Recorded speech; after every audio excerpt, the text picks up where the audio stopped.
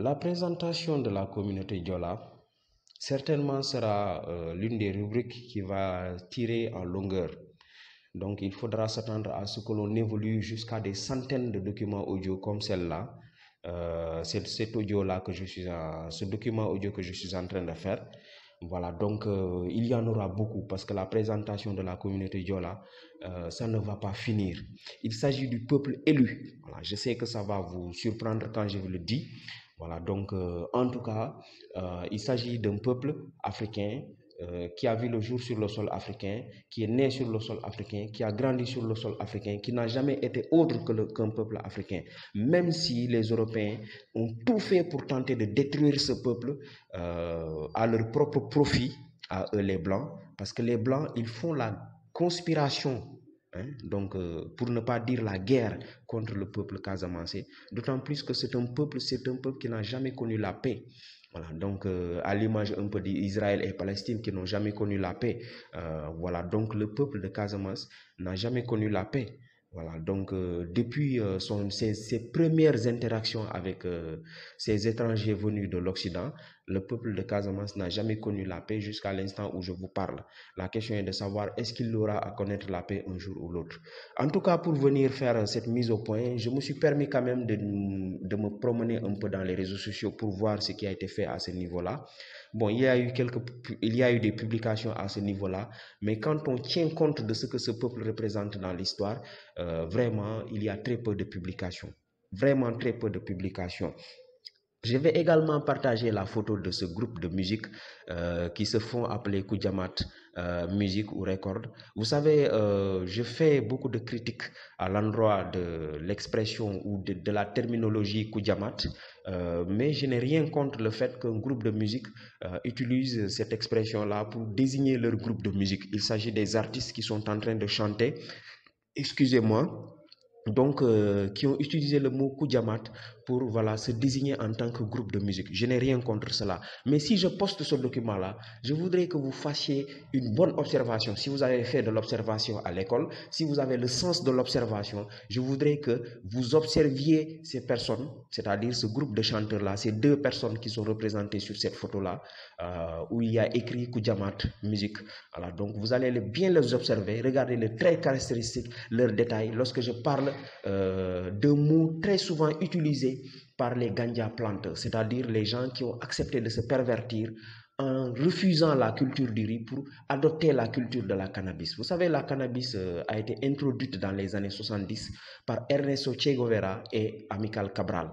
Donc, quand on parle d'Amical Cabral, on va immédiatement vers les Mancagne. Voilà, parce qu'Amilcar Cabral était un mancagne. Voilà, donc aujourd'hui, depuis l'explosion de cette crise en Casamance, faites des recherches, vous allez savoir de quelle crise je parle. Voilà, on ne parle que des Diola. Voilà, donc la crise casamançaise ne met aux prises que des Diola. Très souvent, quand des mancagnes sont impliqués, ils ont tendance à vouloir dire que ça ne les concerne pas. On se rappelle le gars de, je ne sais pas comment il s'appelle encore, c'est-à-dire celui qui avait été attrapé ici dans le cadre du PASTEF, je ne sais pas, François Tupac, je ne sais pas comment il s'appelle encore, François Toupane, je ne sais pas. Voilà, donc dans le cadre des forces spéciales, le type qu'on avait attrapé et qu'on avait mis en prison, il s'est mis à se cogner la tête contre le mur jusqu'à mourir. Voilà, donc il n'y a pas de photo là-dessus, ce sont des consommateurs de cannabis. Voilà, donc je ne sais pas moi, de drogue dure. Mais il faut savoir que ces personnes-là, ils utilisent la culture de la cannabis pour combattre une communauté ethnique. Ici, il ne s'agit pas d'utiliser les armes pour bombarder tout un peuple. Ça a eu à se faire dans le passé et dans l'histoire. C'est comme ça qu'on a procédé d'ailleurs pour exterminer toutes les populations diolaphones et socéphones qui se trouvaient sur l'ensemble de la carte. À telle enseigne, aujourd'hui, on ne se retrouve que, c'est-à-dire on ne retrouve les Diola que dans la région sud, au sud de la Gambie. Mais il faut savoir qu'avant l'indépendance, à l'époque de Faidherbe, l'ensemble de la cartographie du Sénégal était essentiellement occupé par des diolaphones. Voilà, donc si vous regardez la plupart des régions du Sénégal, aujourd'hui on a changé les noms, Mais les anciens noms qui étaient ici, c'était des noms qui appartenaient à la langue Diola. Par exemple, si vous prenez la presqu'île du Cap-Vert, à l'époque, on parle du Cap-Vert, mais avant qu'on ne les baptisé du nom du Cap-Vert, ça s'appelait Yoff. Yoff vient du Diola, Yoff qui signifie Kayofo, qui signifie se cacher. Voilà, donc c'est comme ça. Vous prenez la région de Kaolack, bon, on vous parlera du Sine et du Saloum. Même le Sine et le Saloum, ce sont des noms qui appartiennent à la langue Diola. Mais même le nom Kaolack qui est utilisé aujourd'hui, ça vient de la langue Diola qui signifie Falaf au singulier et Kalak au pluriel qui signifie les fleuves ou bien les marigots ou bien les rivières, hein, dans la langue Diola. Le singulier, ça signifie Falaf. Mais au pluriel, on dit Kalak, qui signifie les rivières ou bien les fleuves. Voilà. Donc, si vous prenez la région du Baol, c'est-à-dire aujourd'hui, on parle de Diourbel, ça s'appelait à l'époque Baol.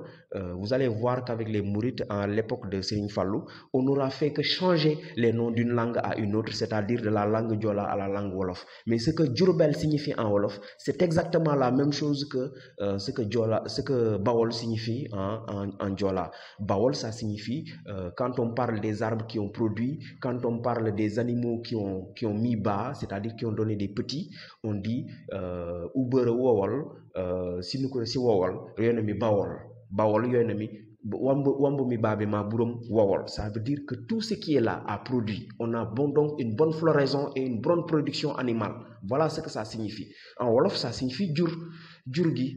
Garabi jur nañu, les animaux jur nañu. Donc c'est ça qui a donné Diourbel. Donc on a fait que traduire le mot du Diola à Wolof. C'est pour vous dire donc que avant même l'indépendance, toute cette cartographie du Sénégal était essentiellement baptisée de la langue Diola. Je vous ai dit que la langue Diola, c'est la première langue d'érudition au monde dans l'histoire de l'humanité. Je vous ai dit qu'il s'agit du peuple élu. Ça va certainement vous frustrer, mais au fur et à mesure que nous allons vous présenter ce peuple qui sont les Diola, vous allez vous rendre compte que les Diola sont les premiers dans la civilisation.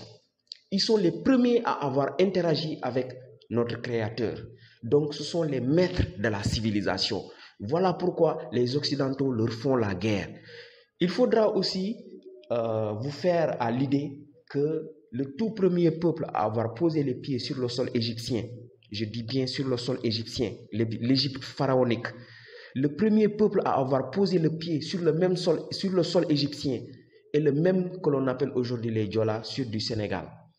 Voilà. Donc, de la première dynastie jusqu'à la 17e dynastie des Toutankhamon et des Akhenaton, jusqu'au dernier souverain de la 17e dynastie, notamment le souverain Euyi.